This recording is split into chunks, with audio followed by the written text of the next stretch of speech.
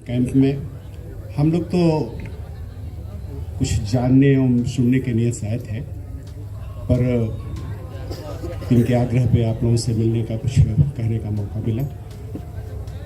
आप इस क्षेत्र के सभी समर्पित सम्मानित मेरे अभिभावक, बहनें एवं युवा साथीगण, मैं आप सबों का हृदय से स्वागत एवं अभिनंदन करता हूँ। मित्रों, यह सोचने का विषय जरूर है कि आखिर ऐसी कौन सी परिस्थिति आ गई कि आज एक युवा जो अपने लिए नहीं, ईश्वर ने, जहाँ तक मेरी जानकारी है, आप हमसे शायद ज़्यादा जानते होंगे, परमात्मा ने उनको सब कुछ दिया है और वो बिल्कुल एक सफल सक्सेसफुल इंसान है। और सारी सुविधाओं के बावजूद उन सब चीज़ों को ताक पे रखे आज एक इतना ठोस एवं कठोर निर्णय, इतनी कठोर पदयात्रा, जब आप किसी अपने निजी काम से 2-4-5 किलोमीटर धूप में या पैदल चलते हैं तो आपको शायद समझ में आता है कि कितना तकलीफ होता है। लेकिन एक आदमी एक संकल्प लेता है, वह भी अपने हित एवं कल्याण के लिए नहीं, हम सबों के कल्याण एवं हित के लिए, इस बिहार प्रदेश के कल्याण एवं हित के लिए।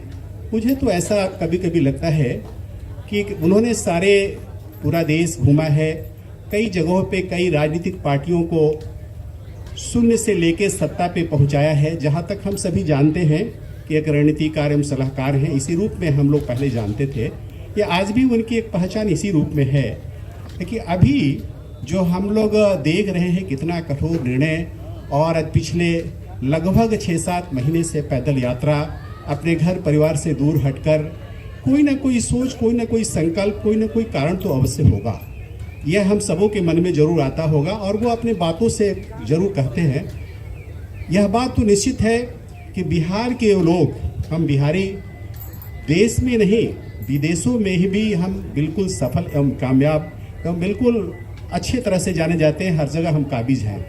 फिर भी हम बिहार के लोग इतने पिछड़े क्यों हैं? यह प्रश्न निश्चित रूप से प्रशांत किशोर जी के मन में भी आया होगा। और बहुत सारी चीज़ें कि आज जो है पूरा देश जो है एक विकास की तरफ अग्रसर है, वहाँ हमारी जो रफ्तार है बिल्कुल बहुत ही पीछे हैं हम इस सब चीज़ों को। और वो चूँकि बिहार से हैं, इसलिए हो सकता है हम लोगों के प्रति उनका भाव, उनका प्रेम निश्चित रूप से कहीं और प्रांतों की अपेक्षा ज़्यादा होगा।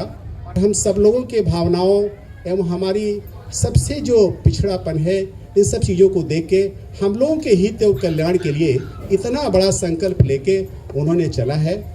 हमको याद है एक बार मुलाकात हुई थी, उन्होंने कहा है कि जिस तरह से दूध को मल के मह के मट्ठा निकाल देते हैं, उस तरह से मैं पैदल पूरा बिहार का भ्रमण करूँगा, सारे लोगों से, हर समाज, हर संप्रदाय, अगड़े पिछड़े, छोटे बड़े, सब जाति धर्मों से ऊपर उठकर मैं हर एक इंसान गाँवों में जाकर शोषित, वंचित, मजदूर, किसान, व्यवसायी, सबसे मिलके सब लोगों के बारे में, सबकी समस्याओं का जो ग्रास रूट लेवल पे समस्याएं हैं, मैं उन सब चीज़ों को जानूंगा। मुझे बड़ा अच्छा लगा कि भाई ये तो काम बहुत ही कठिन है। मैंने यह भी पूछा कि सर, यह इतना बड़ा कठिन काम है, इसमें तो काफ़ी पैसे एवं अर्थ की आवश्यकता होगी, इतना संसाधन आप कैसे जुटाएंगे?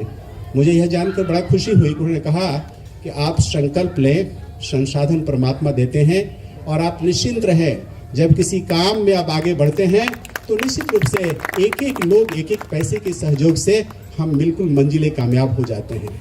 इससे बड़ा हिम्मत मिली। मैं तो बिल्कुल उनकी बातों से बड़ा ही प्रभावित हूँ।